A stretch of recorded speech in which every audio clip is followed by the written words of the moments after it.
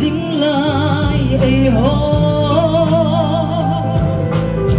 giết lệ với á thép na tuy sang khi non dòng lệ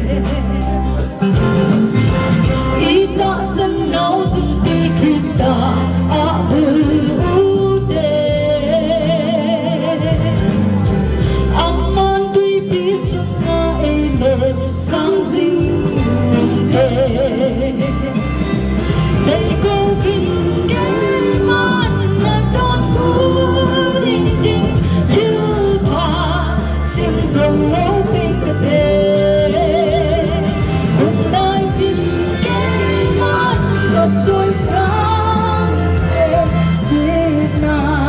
tuy tin năng là chút kỳ càng lâu hết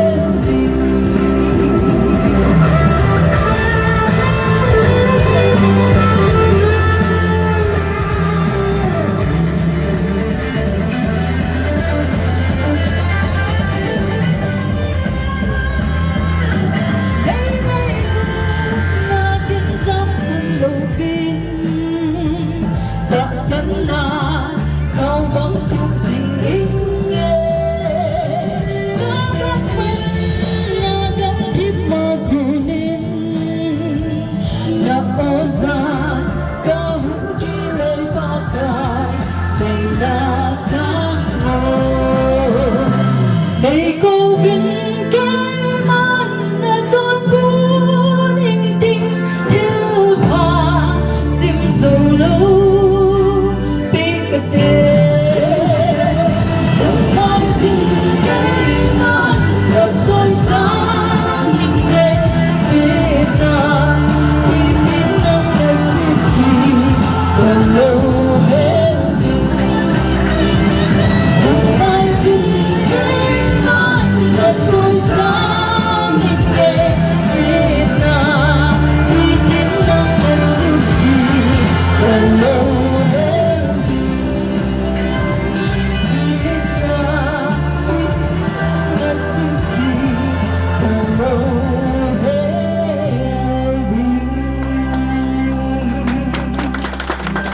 ขอบคุณทุกท่าน